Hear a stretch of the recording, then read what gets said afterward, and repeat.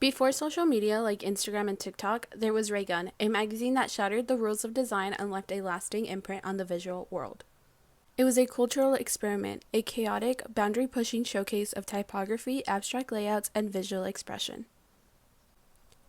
At the time when design was all about order and clarity, Raygun dared to break every conventional method of design by blending messy, distorted fonts with unconventional layouts to illustrate a sense of rebellious energy.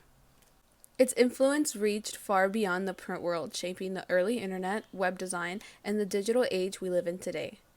Raygun wasn't just a publication, it was a revolution in creativity, one that continues to echo in the works of designers across the globe. Hello, my name is America, and today we will be doing a quick deep dive on Raygun magazine and find out just how it became so successful and iconic in just the 8 short years it ran. Let's talk about the alternative music and cultural magazine founded in 1992 that revolutionized graphic design.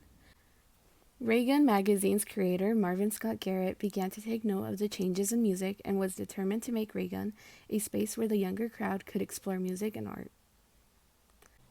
It was an era before social media, where teens did not have many outlets to explore, and the post-punk era was taking off with the growth of Western alternative artists.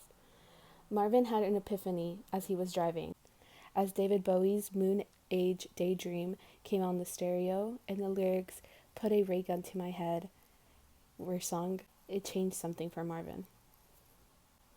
Marvin knew exactly who he needed for this magazine, none other than David Carson.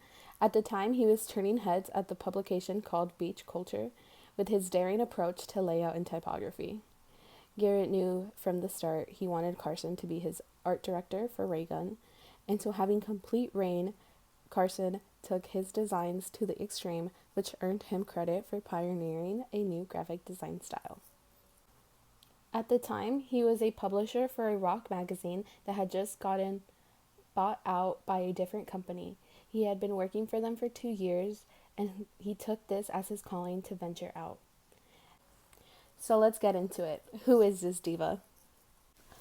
Prior to joining Raygun, David Carson was first art director at Surfer magazine.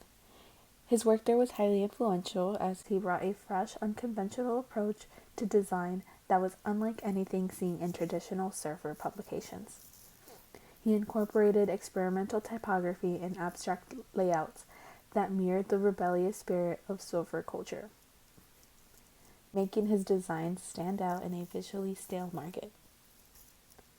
Previously having studied sociology at San Diego State University, he often thought about the relationship between reading and understanding. He played on the idea of eligibility versus readability.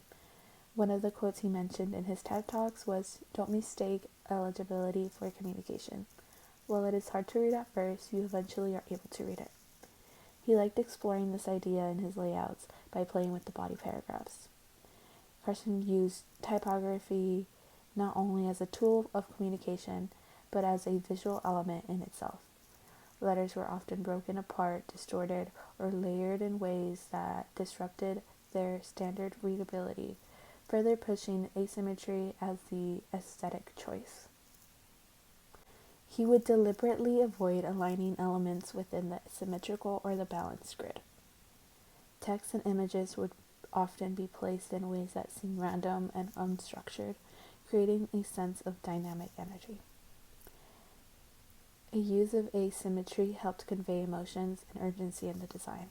This allowed for the viewers to slow down and examine it to figure out what is being communicated.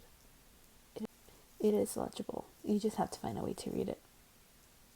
Raygun was really ahead of its time, as it broke away from traditional design layouts to explore a grungy punk aesthetic that was just starting to grow. Marvin's vision was to blend punk, alternative music, and fashion. Their fierce support for avant-garde characters also meant propagating progressive approaches to fashion, showing just how progressive Raygun really was. It was connecting two different outlets by meshing them into subcultures like steampunk, pop punk, grunge. The magazine interviews with prominent designers, artists, music, and cultural icons of the time, offering insight of their creative processes. The bold, raw energy of the magazine laid the groundwork for the design trends that would come to define the early web and mobile interfaces. It inspired the whole generation of designers who came to see graphic design as a form of self-expression, not just communication. Raygun became a melting point for these genres to intertwine with each other and saw the rise of subcultures. And although it was short-lived, we can see the influence it has on younger artists. Designers from the late 90s and early 2000s were inspired by Raygun's chaotic and non-conventional approach, which carried on into the designs of early websites. Flash motions, experimental layouts, and personal websites with the DIY aesthetics were all influenced by the kind of expressive design seen in Raygun.